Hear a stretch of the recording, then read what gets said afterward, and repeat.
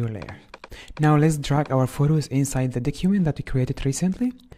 Then we need to double click on this layer or press enter so we can bring other photos. Double click on this one as well. And this one. You can do it with enter or double click. Now you have all of the layers inside the document. They also appear in the layer panel. We'll cover that later. Now if we click on the object just like this, we can move it around. You will have these borders or handles around them. We call them transfer controls. If you don't see them, come over here, make sure that it's enabled. Just like this, we don't have them right now. We'll go and enable it so we can see these transform controls. With these controls that you have in the site, you can resize it. Depending on what version of Photoshop you have, when you press on the shift and resize it, it will stretch. But if you have an older version of Photoshop, it might be opposite. When you don't press on the shift and scale it, it will stretch. You have to press on the shift to scale it without the stretch. Now I want to fill this frame with the photo, just like this. Remember, after doing this, you need to double click on it so you can select other objects.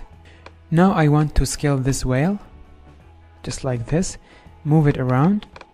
You can stretch it if you want, press on the shift and scale it from one side, just like this. I will Ctrl Z to undo it. If you move the cursor in the corner, you will have the rotation tool. You can now rotate your objects. While the object is still selected, you can right click on one of the handles, and here you can flip horizontally and vertically. Don't forget guys, the object should be enabled for transformation. How do you know that it's ready for transformation? When you have this crossing line. Now if I double click on this whale, it will lose these lines and I will not have that menu. Once you try to resize or rotate a layer, it will have these crossing lines, just like this one. Okay guys, now for the zoom in and zoom out, you can use the shortcut Command or Control with the plus and minus to zoom in and zoom out, or you can use the trackpad on your laptop if you have it. If you are zoomed in and you want to move this around, you can press on the space and hold, then with the mouse you can move your scene just like this. Let me zoom out for now. And then move our scene in the middle, just like this. Now I want to show you another tool for transformation, which is the warp tool. As you can see now, when we right click on the handle, we don't have that menu anymore. We need those crossing tools so we can have the menu. You can do that by trying to resize your photo. Just move your mouse over one of the handles and left click on it.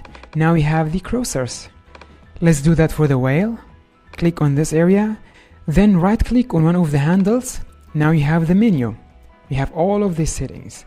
For now we will cover the warp tool. Click on it, and with the warp tool you can give your layer any shape that you want. You just move these handles around and change the shape as you want. Over here we have some of the presets. We have the arc. It will do this to your object. You can play with it like this. And we have many more. We have the bulge. We have the wave. Yeah, many of them. Let's go back to the custom. We will give it a freeform. You can also enable the grid so you can have more control over it. Over this, make it 3x3, and you can control these points as well. So you have the complete freedom to give any shape that you want to your layer. After you finish, double click or enter, come over here and press this one. And that's all for the transform controls. Something else I want to show you before I finish this lesson.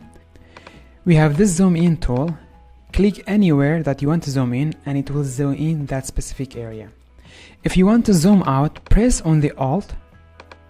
It will zoom out like this. And then you can zoom in. For example, I want to zoom in this area. Then press Alt to zoom out. And if you get lost for any reason, you can fit the screen to fit the whole image and fill the screen to fill the screen with the image. Then you have this hand. Instead of the space, you can somehow use this one as well if you want to. The shortcut for the zoom tool is the Z key, And also for the hand tool is the space. Okay guys, this will be the end of this lesson. In the next lesson, I will show you how to work with the artboards.